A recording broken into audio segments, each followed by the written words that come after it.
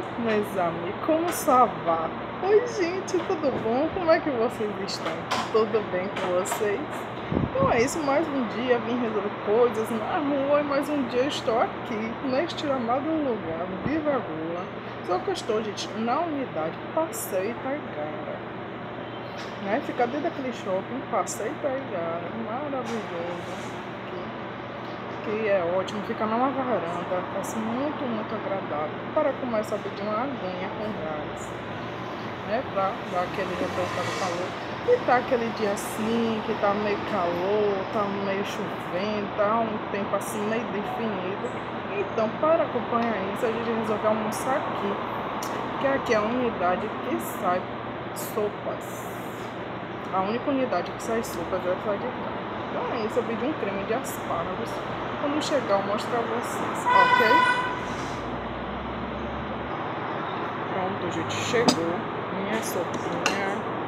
Vem assim, no pão italiano. Ok? Agora eu vou tirar a tampa. Aqui, ó. Você pode usar a tampa como esse daqui, né? Como torrada. Esse aqui, né? Por dentro. Olha como é bem cremosa, gente. É caldo de coco. Creme de aspargo, gente. Uma delícia. Nossa, muito suave. Bem saudável. Que delícia. Quase sem sal. Uma delícia.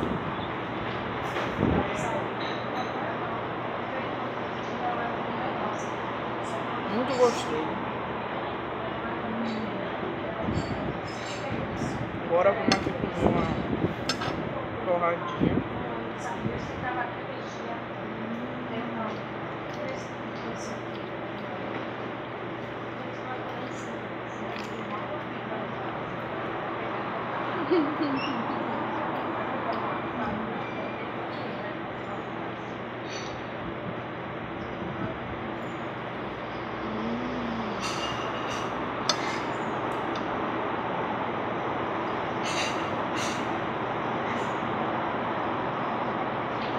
Nossa, gente, muito gostoso.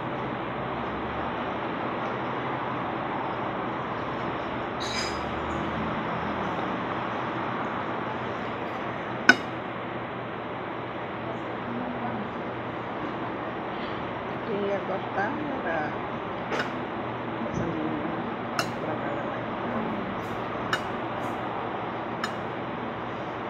Uma delícia.